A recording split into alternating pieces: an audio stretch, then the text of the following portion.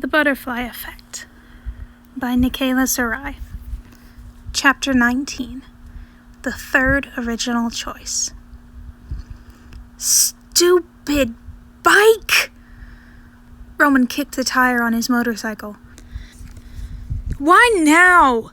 Why die on me now? Why didn't you tell me you had no gas before I left? It was his own fault, of course. It had felt like he'd been running on fumes for the past week as he eked out every little drop he could from the tank because he had no funds to buy gas. But still, why now? Why not run out after his audition? Why decide to sputter to a halt halfway across a bridge, far, far away from anywhere remotely useful, like his audition, or, a gas station? He glanced at his phone, cursing. He was going to be late. Shoving his useless hunk of metal as far off to the side of the bridge as he could, Roman kicked down the stand, pulling the keys from the ignition. "Stay," he ordered the bike, pointing to it before he whirled, breaking into a run. 4 miles away. He could make it. Totally. A jog in the park.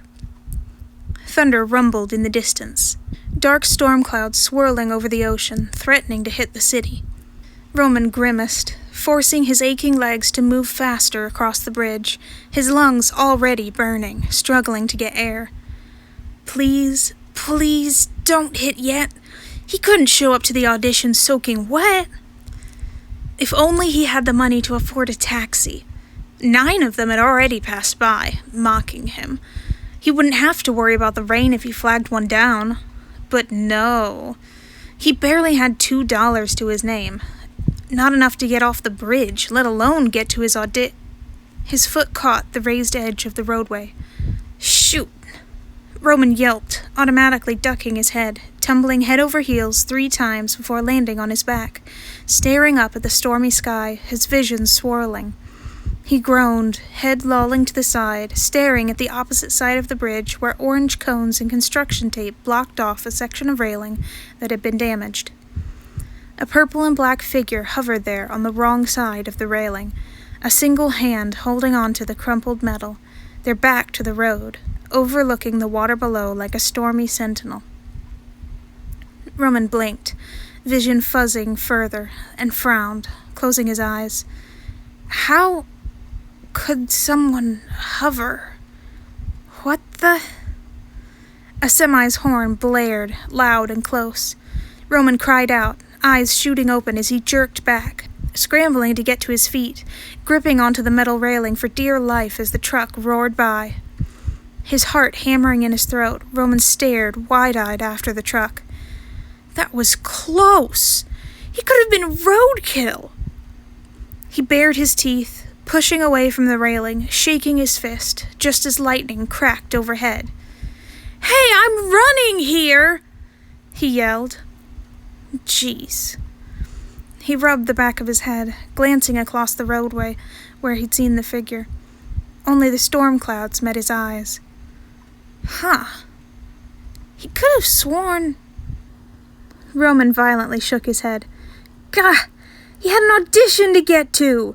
This was no time to stand there, daydreaming about mystic stormy sentinels watching the storm come in from the ocean. Gritting his teeth, he took off, running along the side of the bridge, careful to keep his eyes on the ground to avoid another tumble. Come on, come on! Lightning flashed over his head, the ominous rumble of thunder following right after as he finally made it off the bridge and turned right.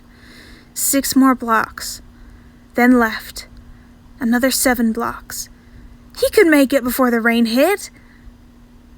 He couldn't make it. Roman was only 3 blocks away from the bridge when he felt the first raindrops hit. Half a block later, the sky unleashed its fury, the wind kicking up the deluge of rain so it pelted Roman from every direction, soaking him instantaneously. This sucked. He dug in, lungs struggling for air as he raced the ticking clock, nearly causing another accident as he darted across the sidewalk while the light was still green. "Sorry!"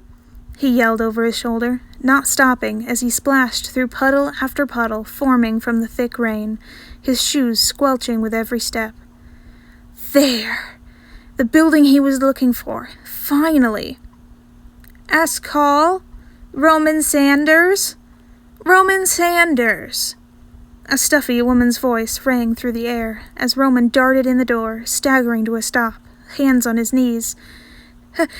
Here, he called, forcing himself to straighten, brushing his dripping hair out of his eyes as he sent the woman his most winning smile. I'm ready. He so wasn't ready.